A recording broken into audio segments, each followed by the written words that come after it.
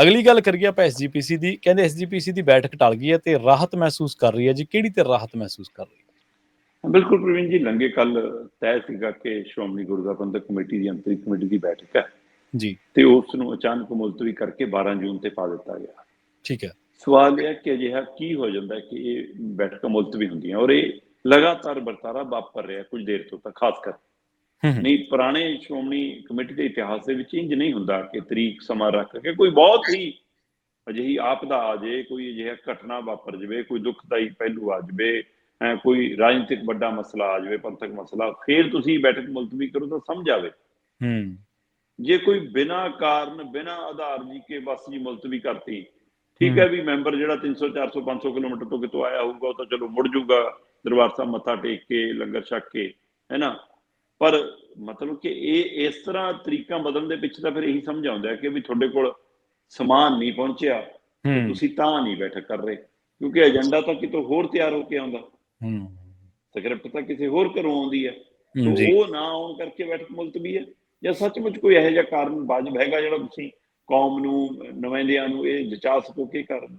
ਅਸਲ 'ਚ ਦੱਸਣ ਵਾਲੇ ਦੱਸਦੇ ਨੇ ਪ੍ਰਵੀਨ ਜੀ ਕਿ ਇਸ ਬੈਠਕ ਦੇ ਵਿੱਚ ਬਣਾਇਆ ਤਾਂ ਕਮੇਟੀ ਦਾ ਜਾਣਾ ਸੀਗਾ ਕਿ ਬਈ ਜਿਹੜੀ ਜਥੇਦਾਰਾਂ ਦੀ ਸੇਵਾ ਮੁਕਤੀ ਨਿਯੁਕਤੀ ਦਾ ਕੰਮ ਕਰੇ ਜੀ।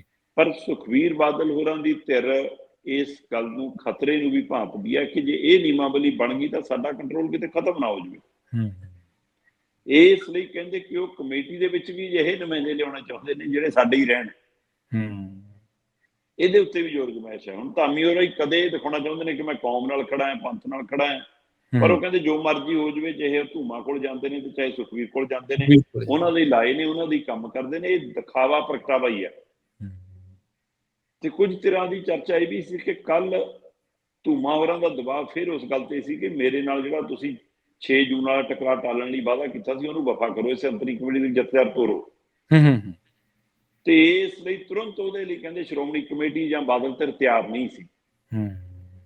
ਸੋ ਇਸ ਕਰਕੇ ਵੀ 12 ਤਰੀਕ ਤੱਕ ਲਿਜਾਇਆ ਗਿਆ ਕਿ ਕੀ ਉਦੋਂ ਤੱਕ ਦਮਦਮਾ ਸਾਹਿਬ ਲਈ ਕੋਈ ਜਥੇਦਾਰ, ਸ੍ਰੀ ਅਕਾਲ ਤਖਤ ਸਾਹਿਬ ਲਈ ਕੋਈ ਕਾਰਜਕਾਰੀ ਜਥੇਦਾਰ ਜਾਂ ਸੰਪੂਰਨ ਜਥੇਦਾਰ, ਕਿਉਂਕਿ ਜੇ ਰਾਜੋਆਣ ਹੋਰਾਂ ਦੀ ਗੱਲ ਚੱਲਦੀ ਹੈ, ਜੇ ਉਹਨਾਂ ਨੂੰ ਲਾਉਂਦੇ ਹੋ ਤਾਂ ਕਾਰਜਕਾਰੀ ਫਿਰ ਚਾਹੀਦਾ ਕੋਈ।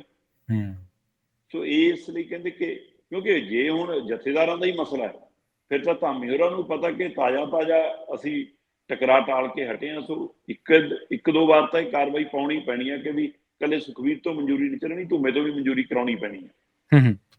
ਸੋ ਇਸ ਲਈ 2 ਘਰਾਂ ਤੋਂ ਮਨਜ਼ੂਰੀ ਲੈਣ ਤੋਂ ਬਾਅਦ ਤੁਸੀਂ ਜਥੇਦਾਰ ਲਾ ਸਕਦੇ ਹੋ, ਕੁਛ ਲਾ ਸਕਦੇ ਹੋ। ਤੇ ਜਿਹੜੀ ਕਮੇਟੀ ਬਣਾਉਣੀ ਹੈ ਉਹ ਵੀ ਲਗਭਗ ਇਹਨਾਂ ਤਰ੍ਹਾਂ ਦੇ ਇੱਛਾ ਸ਼ਕਤੀ ਨਾਲੇ ਬਣਨੀ ਹੈ। ਇਹਨਾਂ ਦੇ ਇੱਛੁਕ ਜਿਹੜੇ ਪਸੰਦੀ ਬੰਦੇ ਹੋਣਗੇ ਉਹੀ ਮੈਂਬਰ ਹੋਣਗੇ, ਉਹੀ ਅੱਗੇ। ਸੋ ਕੁੱਲ ਮਿਲਾ ਕੇ ਇਹ ਕਾਰਨ ਇਹੀ ਮੰਨਿਆ ਜਾ ਰਿਹਾ ਕਿ ਏਜੰਡਾ ਉਹਨਾਂ ਘਰਾਂ ਚੋਂ ਨਹੀਂ ਆਇਆ ਸੀ, ਜਿਹਦੇ ਕਾਰਨ ਏਜੰਡਾ ਨਾ ਪਹੁੰਚਣ ਕਰਕੇ, ਸਕ੍ਰਿਪਟ ਨਾ ਪਹੁੰਚਣ ਕਰਕੇ ਇਹ ਬੈਠਕ ਮੁਲਤਵੀ ਕੀਤੀ ਗਈ ਹੈ। ਸੋ ਹੁਣ 12 ਜੂਨ ਨੂੰ ਹੋਊਗੀ ਜੀ।